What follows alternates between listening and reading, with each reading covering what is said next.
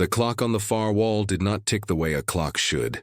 It made a dry, cautious sound, like a man clearing his throat in the dark. Once, then again. The space between each tick felt measured by something other than gears, by attention, by listening, by the quiet agreement of everyone in the room not to look at one another too long. A kettle sat on a small iron stove, not boiling, only holding the idea of heat.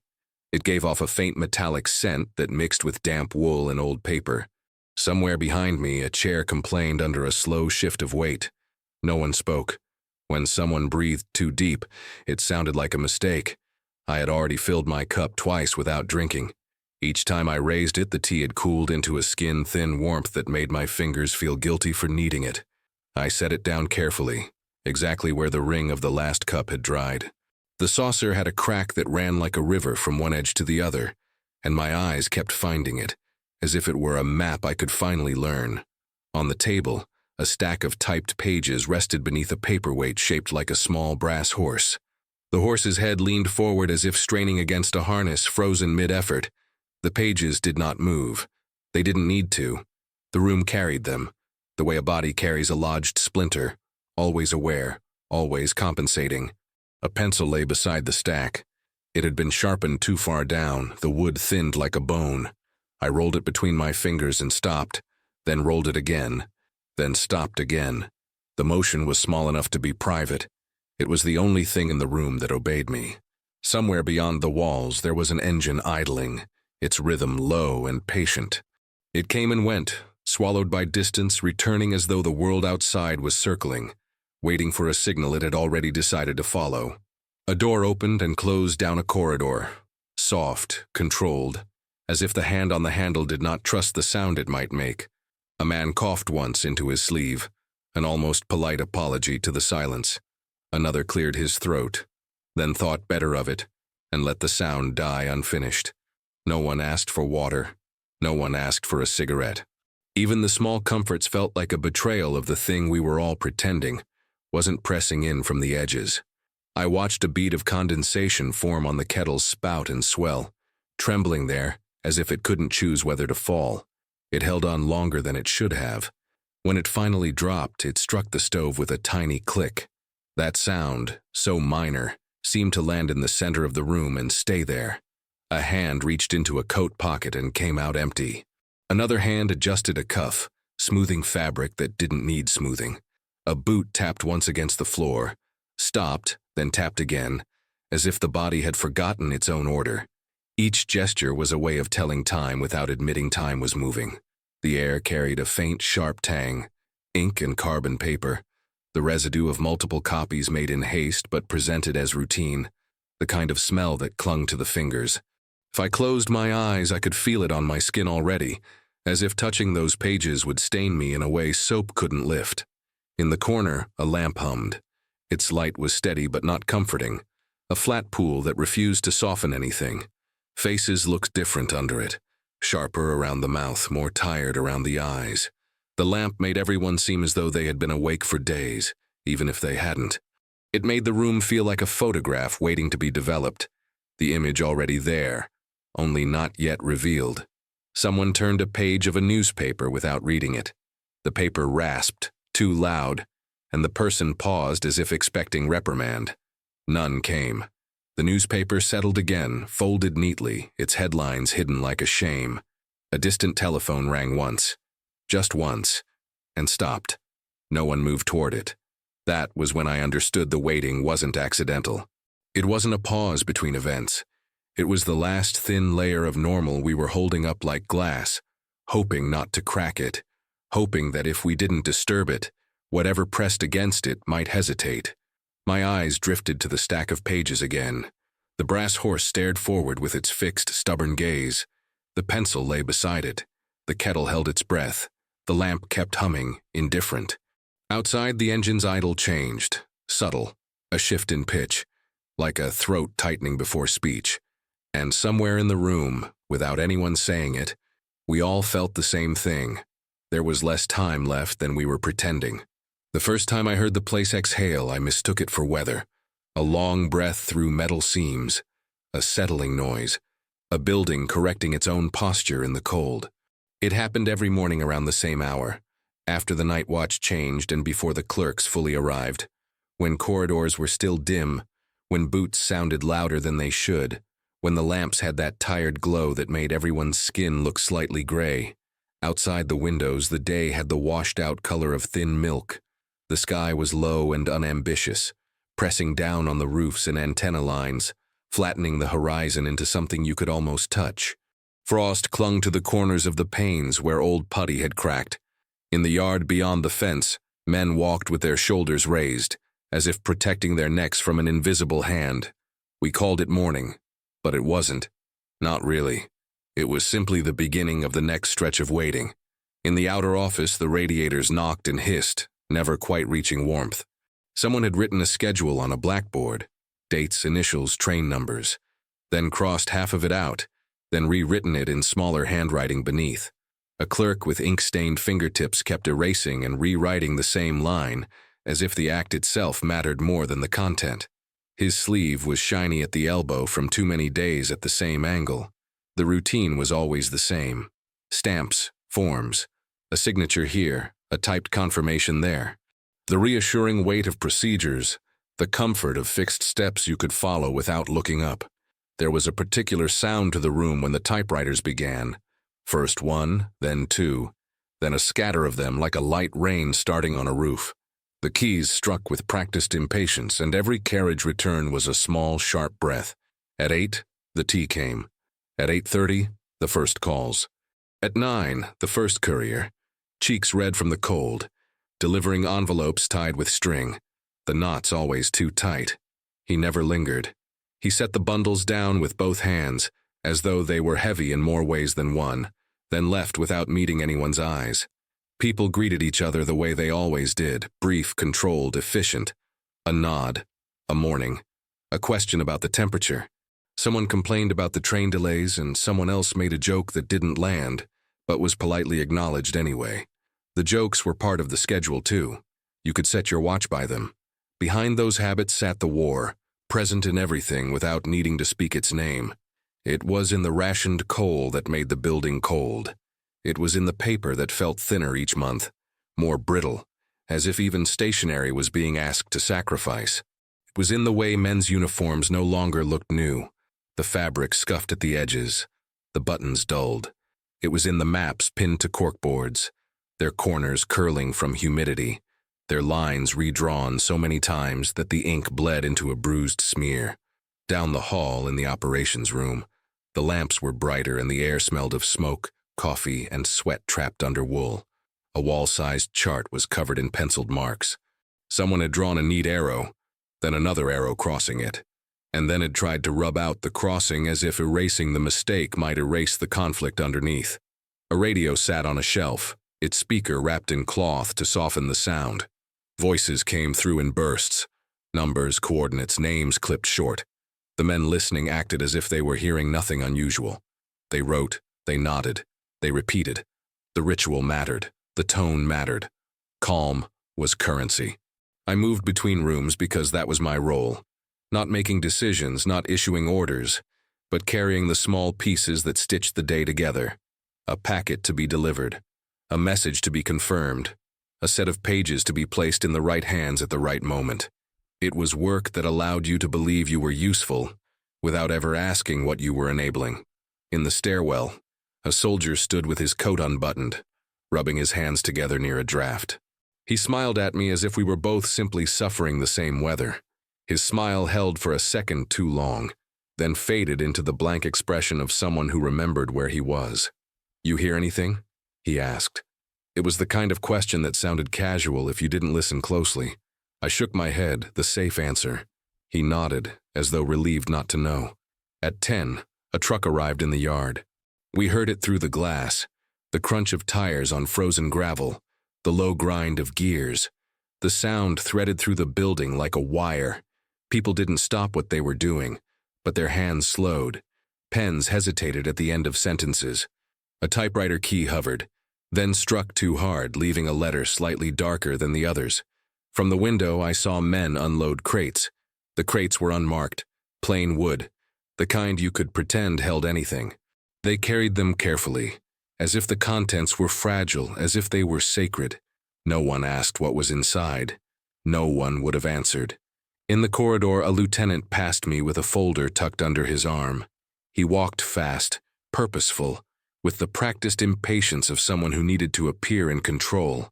But when he thought no one was watching, his fingers tightened on the folder until his knuckles whitened, then loosened again, then tightened again, like a man testing a wound. The day continued as it always did. Paper moved, stamps landed. Names became numbers, numbers became destinations. Someone brought in a tray of bread, thin slices already going stale, and set it down. People took pieces without looking at the tray, as if eating could be done without admitting hunger. At one point, a man in a gray coat entered the outer office and stood by the door, silent, waiting to be noticed.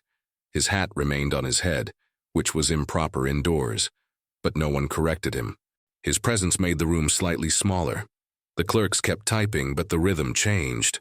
The pauses between keystrokes grew longer, the carriage returns more abrupt. He spoke quietly to the chief clerk. I couldn't hear the words, only the tone, respectful, careful, like someone handling a glass that might shatter. The chief clerk listened, nodded once, then looked down at his desk as if the wood grain offered guidance. When the man in the hat left, the chief clerk sat very still for a moment, hands flat on the desk, as if anchoring himself. Then he resumed his work. That was the pattern. A small interruption, a ripple of unease, and then the return to normal. The return was always emphasized. We leaned into it. We acted it out with more dedication than before, as if normalcy could be reinforced through repetition. If we moved the paper correctly, if we spoke in the right tones, if we kept our rituals intact, perhaps the day would remain a day and not become something else. But irregularities kept arriving, thin as hairline cracks.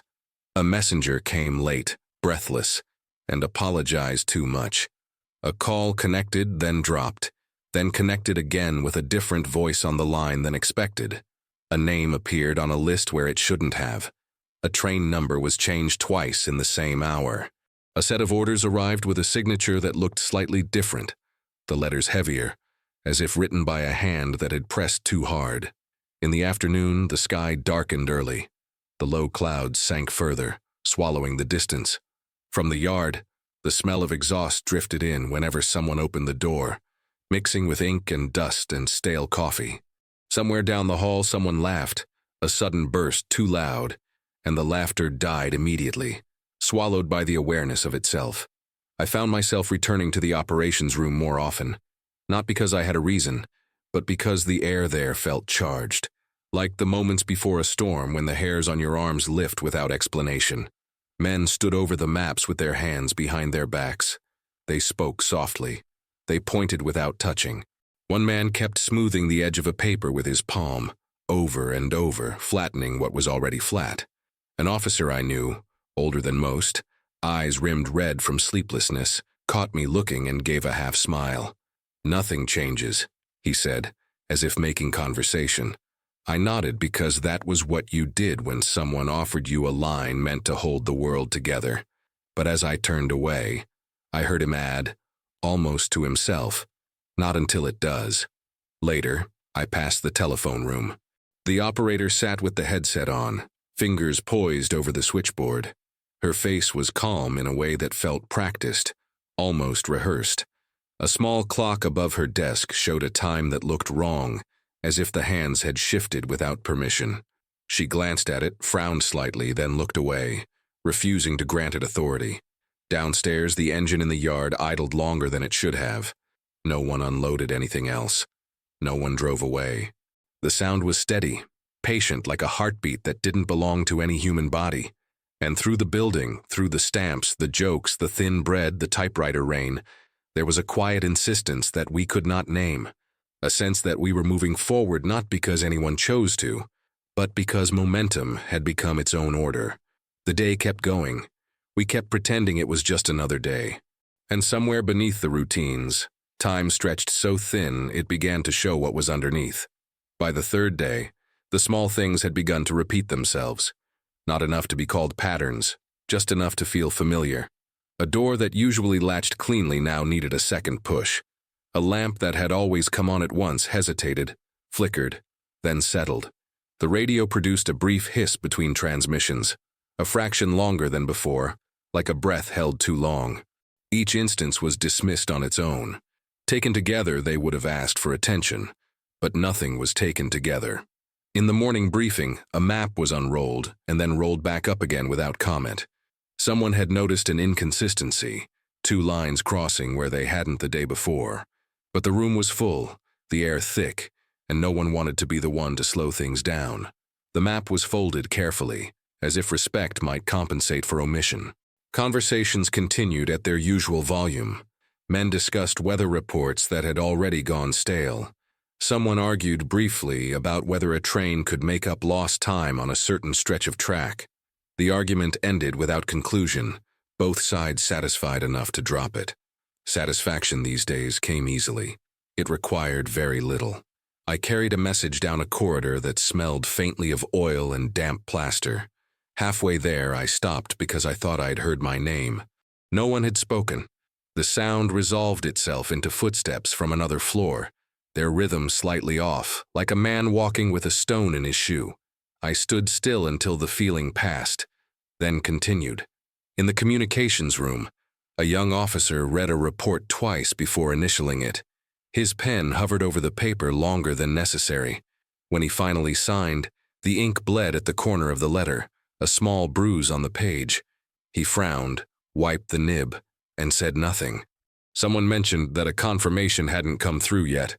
"It will," another voice replied too quickly. That was enough. The report was filed. The conversation moved on. The absence of the confirmation became just another blank space everyone agreed not to look at directly.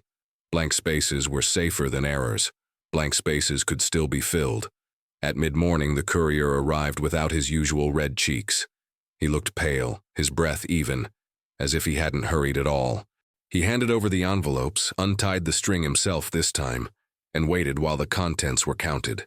No one asked why he'd changed his routine. When he left, he paused at the door, glanced back, then thought better of it and went out into the cold. In the yard, the crates had been rearranged. The order was different, though the number was the same. I noticed because one of them now blocked a painted line on the ground, the white stripe only half visible beneath the wood. It looked wrong, unfinished. I stood there longer than necessary, staring at it until someone passed behind me and cleared his throat. Inside, the phones rang and rang and rang. They were answered each time. The voices on the other end sounded ordinary, too ordinary. There were pauses in the conversations where responses should have been immediate, but the pauses were filled with small talk, with clarifications, with polite acknowledgments that stretched seconds into something softer, less exact. A man at the switchboard rubbed his eyes with the heels of his hands and laughed quietly, as if embarrassed by his own fatigue. "Long night," he said to no one in particular. No one contradicted him. Around noon, a typed notice was posted on the wall near the stairwell. It announced a minor procedural change, nothing urgent, nothing dramatic. The paper was crooked, one corner curling away from the wall. People stopped to read it, nodded, and went on with their business. An hour later, someone else straightened it, aligning it carefully, restoring the illusion of order. I overheard a conversation near the windows. "Did you see that adjustment?" one man asked. "Yes," another replied. "Makes sense." "Does it?" A pause. "Well," the second man said after a moment too long, "it doesn't change much." That seemed to satisfy them both. In the operations room, the radio carried a voice that sounded farther away than it should have. The words arrived intact, but the tone was flattened, as if distance had pressed down on it. A technician adjusted the dial, then adjusted it back. He frowned, then shrugged. "Atmospheric," he said. The words settled over the room like dust. Someone made a note in the margin of a logbook. The note was brief, non-committal. A question mark hovered at the end of a sentence, then was scratched out and replaced with a period. The period looked heavier than it should have, final in a way that made me uncomfortable. In the afternoon, a siren sounded somewhere far off. It was brief, so brief that by the time anyone reacted, it was already gone. People looked up from their work, exchanged glances, then returned to their tasks. Someone joked that it must have been a drill. Someone else said they hadn't heard anything at all. I had heard it. I remembered the exact pitch, the way it rose and fell once, like a hand raised and lowered again before anyone noticed. Later, I found myself standing beside a man I didn't know well. We watched a clerk struggle with a jammed typewriter ribbon, his fingers growing red as he pulled and adjusted. Machines, the man beside me said, always choose the worst moments. I nodded, though the ribbon had jammed during the least dramatic part of the day. The comment lingered between us, heavier than intended. The man shifted his weight, as if feeling the same thing, and excused himself. As the light outside faded, the building seemed to draw inward. Corridors felt longer, ceilings lower. The lamps cast shadows that didn't quite match the shapes that made them. In one office, a map had been taken down, leaving a lighter rectangle on the wall where it had hung for months. No one had replaced it yet. The bare space looked like a wound. I delivered a folder to a desk that was usually occupied. Today it was empty. The chair was pushed back, still warm. A cup of tea sat untouched, a thin skin forming on its surface. I waited a moment, unsure whether to leave the folder or take it back. I left it. In the stairwell, voices echoed. Two men speaking softly, their words indistinct. One of them said, "It's probably nothing." The other didn't answer right away. When he did, his voice was too low to carry. In the telephone room, the operator adjusted her headset and listened. Her expression changed, just slightly, a tightening around the eyes. She wrote something down, then crossed it out and wrote it again, more neatly. When she hung up, she sat very still, hands folded, staring at the wall as if waiting for permission to move. "Everything all right?" someone asked. She looked up and smiled. "Yes," she said. "Of course." The engine in the yard started, stopped, then started again. This time it did not settle into an idle. It remained at a low, uneasy rumble, as if uncertain whether it would be needed. The sound threaded through the building, through floors and walls, through the soles of our boots.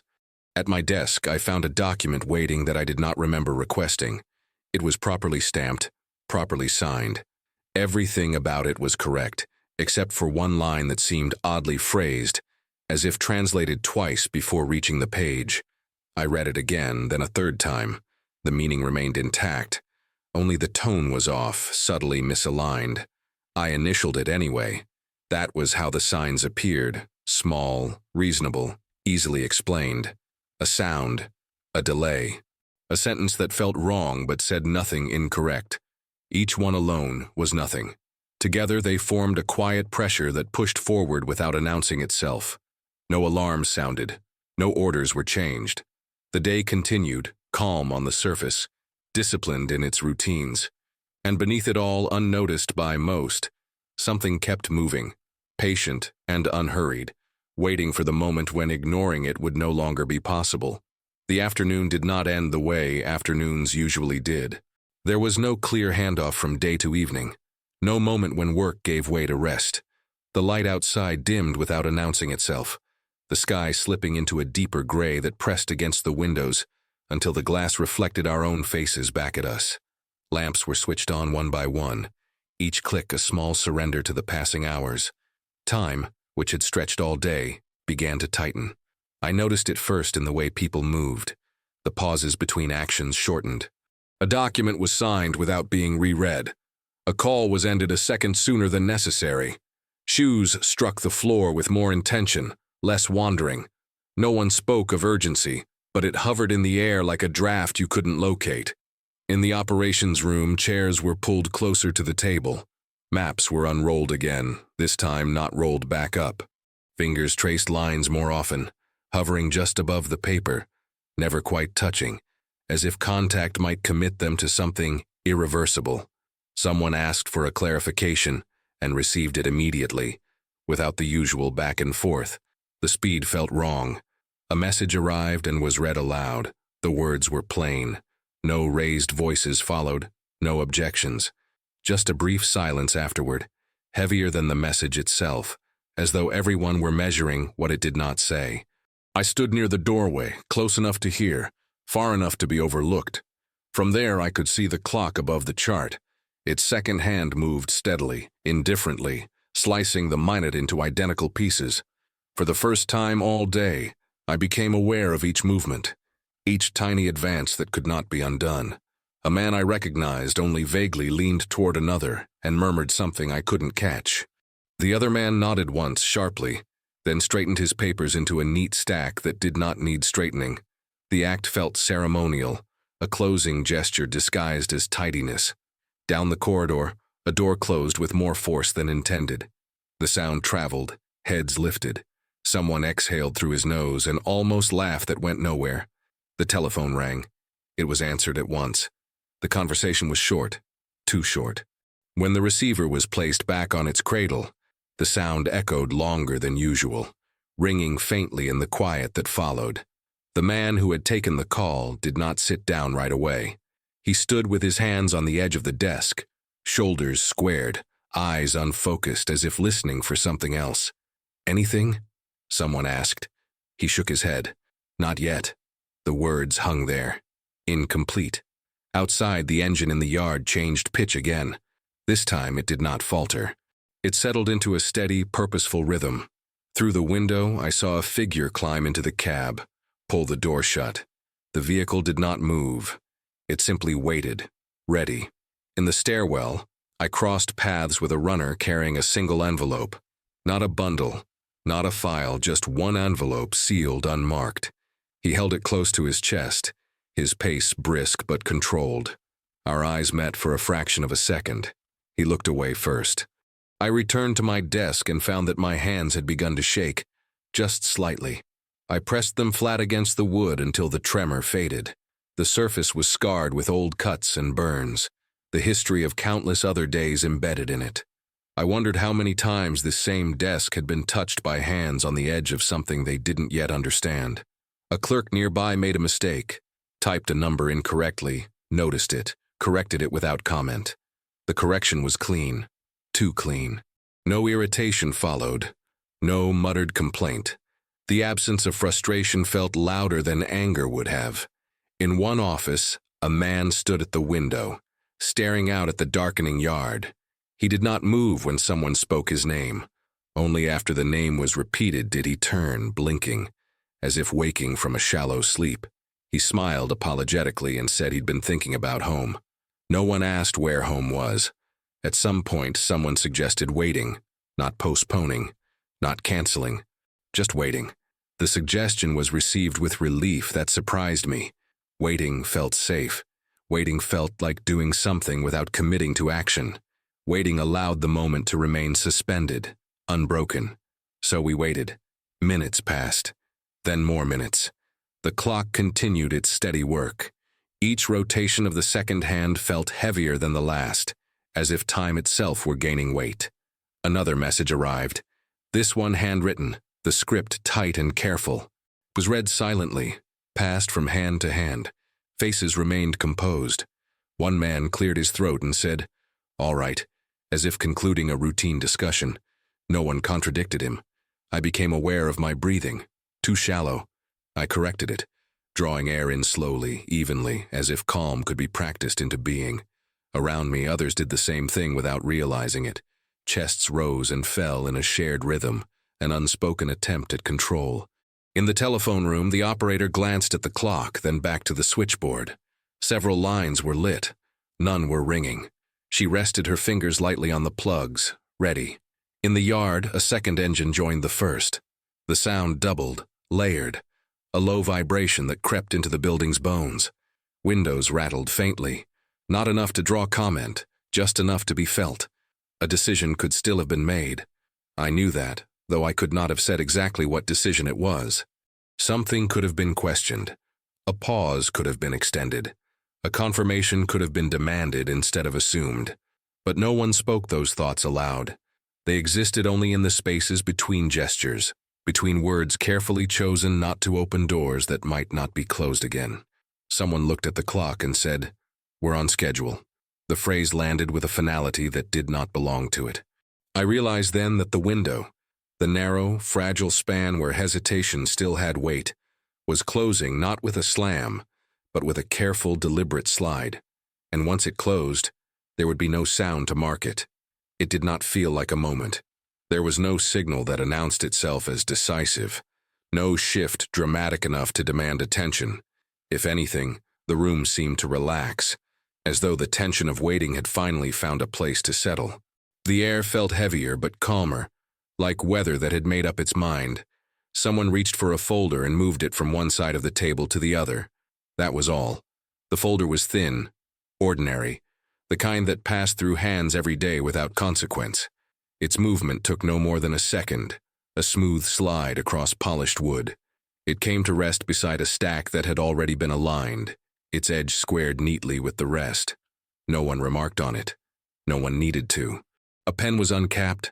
The sound was small, a soft click almost lost beneath the hum of the lamps. The pen hovered for a breath, then touched paper. Ink flowed. A name took shape, letter by letter, practiced and controlled. The signature did not waver. It did not hesitate.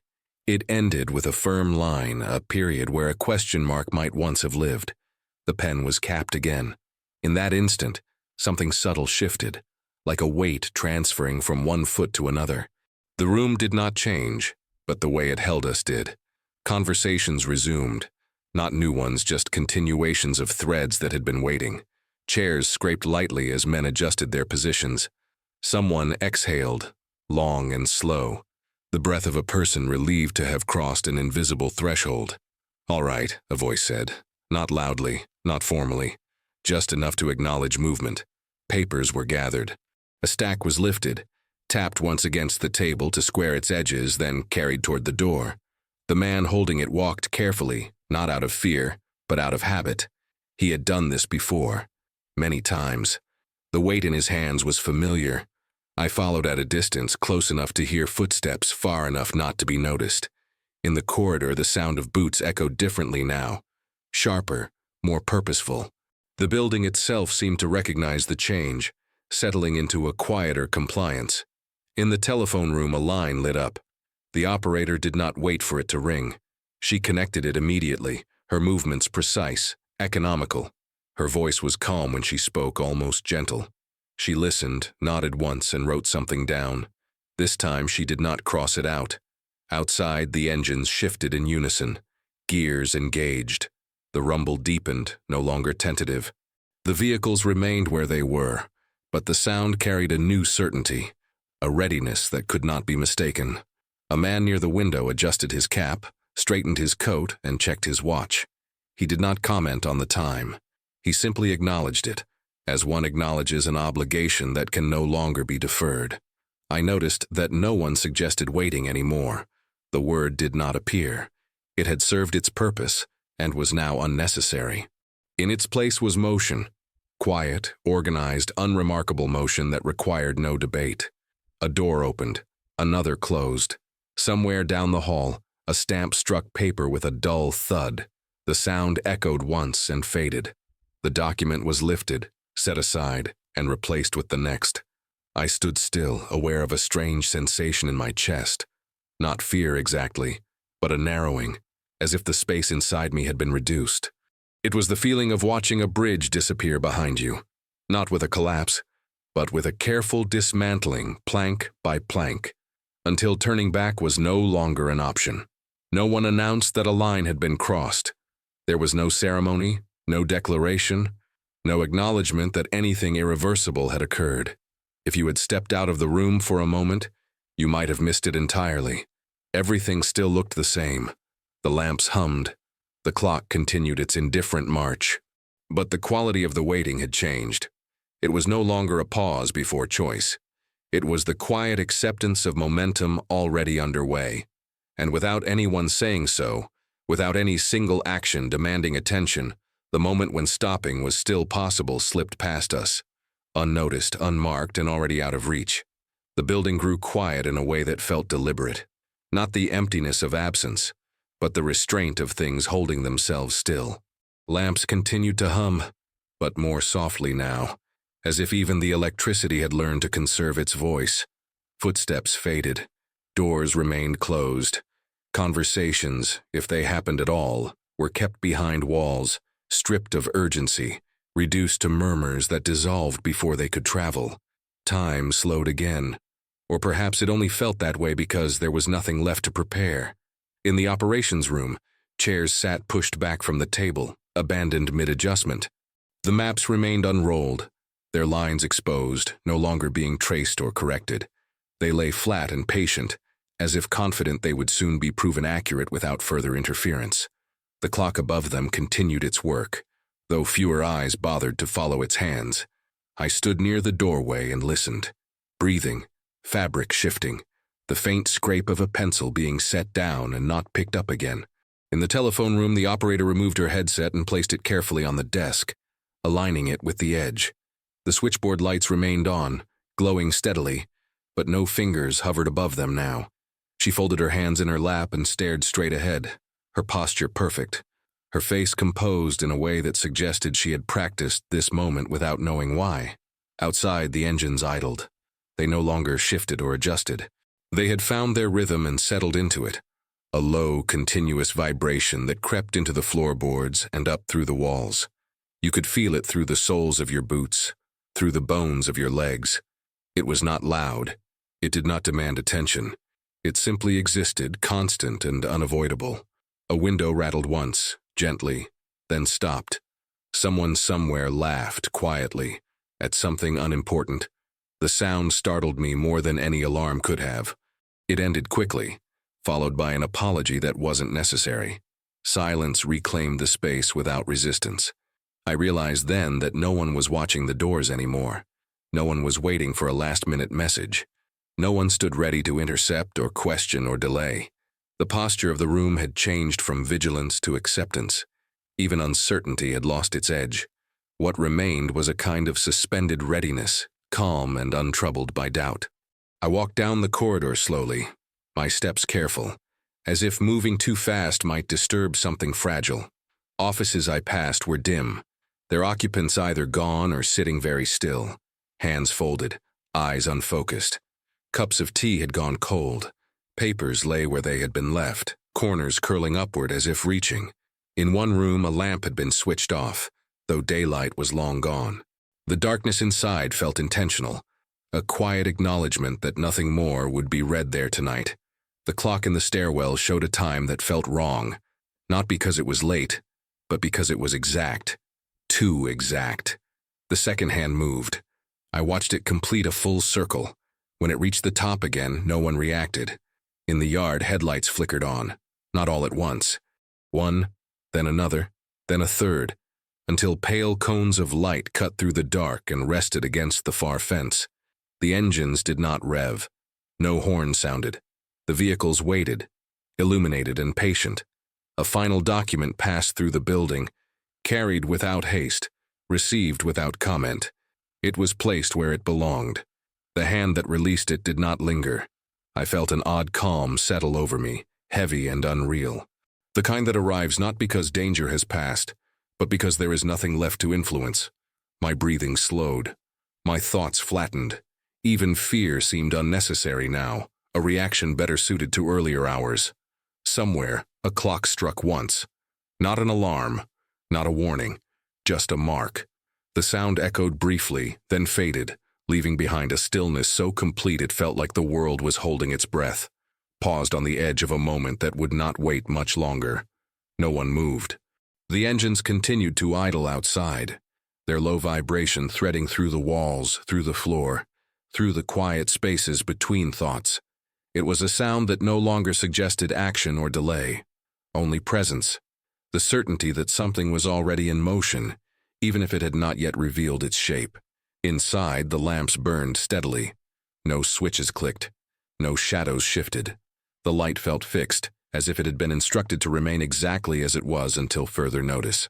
I stood near the window and rested my hand against the glass. It was colder than I expected.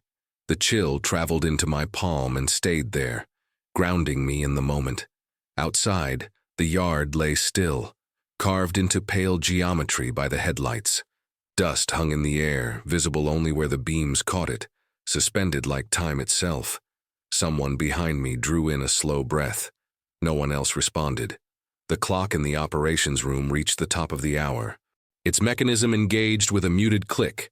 The hand advanced, There was no chime this time, only the quiet acknowledgement that a line had been crossed, that a minute no longer existed. I listened for something to happen, for a shout, a signal, a sudden rush of movement. Nothing came. Instead, there was the soft sound of fabric as a man adjusted his stance, the faint scrape of a chair leg settling more firmly against the floor, a throat clearing, careful and restrained. These were the only signs of life, small and human, occurring in a space that had already committed itself to something larger. In the telephone room, a single line flickered. The operator did not reach for it. The light remained on, steady, patient, waiting to be acknowledged. It would wait as long as necessary. No one hurried to answer it. No one asked why it was ringing without sound. Outside, one engine cut off. The sudden absence of its rumble was more unsettling than noise. The vibration lessened but did not disappear. The remaining engines held their rhythm, filling the gap without comment. A balance restored. A figure moved near the far gate, just a shift of weight. A silhouette turning slightly, checking a watch, then returning to stillness. The gate remained closed. I became aware of my heartbeat, not fast, not slow, simply present. Each beat felt like a quiet reminder that time was still passing, regardless of how motionless everything else appeared. I counted 3 of them, then stopped, afraid that counting might give them more importance than they deserved. The air felt dense, thick with the residue of decisions already made.